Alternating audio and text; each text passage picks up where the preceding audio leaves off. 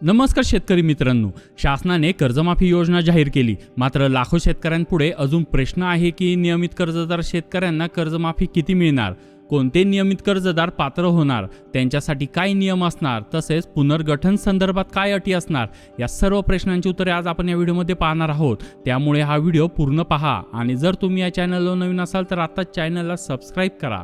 राज्य शासनाने नियमित कर्जदार शेतकऱ्यांसाठी 50,000 रुपयाच्या प्रोत्साहनपर अनुदानाची घोषणा केली आहे. कर्जमाफी योजनेत जे शेतकरी सातत्याने कर्ज भरत आले त्या नियमित कर्जदारांना या अनुदानाचा लाभ देण्याचा निर्णय जाहीर झाला असला तरी पण प्रत्यक्षात या शेतकऱ्यांची परिस्थिती चिंतेची झालेली आहे. आपण आधी पाहिलं आहे, अनेक शेतकरी संघटना, विविध लोकप्रतिनिधी तसेच अगदी बच्चू कडू यांच्यासह अनेकांनी सरकारकडे ठाम मागणी केली होती की 2025 मध्ये घेतलेल्या नवीन कर्ज तसेच पुनर्गठन केलेली कर्ज आणि मागील काही वर्षातील सर्व कर्जे कर्जमाफीमध्ये समाविष्ट करावीत. परंतु सरकारकडून या मागणीवर कोणतीही स्पष्ट प्रतिक्रिया आलेली नाही. ना चर्चा ना संकेत, अगदी शांतता होती. सरकार फक्त एकच गोष्ट पुढे पुन्हा पुन्हा सांगत आहे, ते म्हणजे एप्रिलच्या पहिल्या आठवड्यात अहवाल येईल आणि 30 जून पूर्वी कर्जमाफी पूर्ण केली जाईल. परंतु दुसरीकडे बँकेचा दबाव दिवसेंदिवस वाढतच आहे. 31 मार्च पूर्वी कर्ज भरावे यासाठी मेसेज, नोटिसा, फोन कॉल या सगळ्या पातळीवर तगादा लावला जातोय. यामुळे नियमित कर्जदार आणि 2025 मध्ये नव्याने कर्ज घेतलेल्या शेतकऱ्यांमध्ये मोठा संभ्रम निर्माण झालेला आहे. शासनाच्या आतापर्यंतच्या हालचालीनुसार 9 मार्च पर्यंत नियमित कर्जदारांची माहिती अपलोड करण्यास सांगण्यात आले होते. 30 सप्टेंबर 2025 पर्यंतचे थकीत कर्जाचे तपशील गोळा केले गेले.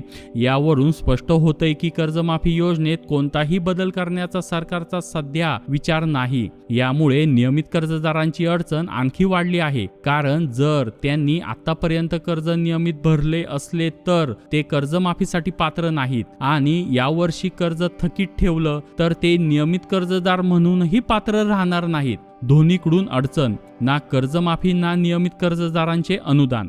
याच दरम्यान हीच मागणी जोर धरते की नियमित शेतकऱ्यांच्या 50,000च्या अनुदानात वाढ करावी, पण सरकार त्याबाबत काहीही आश्वासन देत नाही. 2020, 21, 22, 23 आणि 2025 या वर्षातील कर्जाचा डेटा विचारात घेतला जाणार आहे. जर आता कर्ज थकीत झाले तर बँकेकडून सिबिल खराब करणे तसेच व्याज दंड आणि नवीन कर्ज न देणे अशा अडचणी निर्माण होऊ शकतात. त्यामुळे अनेक शेतकऱ्यांसमोर व्याज भरून कर्ज नियमित करण्याचा पर्यायच राहिलेला आहे. 2025 मध्ये नव्याने कर्ज घेतलेले शेतकरी तर अधिकच अडचणीत आहेत, कारण ते कर्जमाफीमध्ये बसत नाही, ते नियमित कर्जदाराच्या अनुदानातही बसत नाही. आता GR येईपर्यंत वाट पाहणे हा एकमेव मार्ग आहे.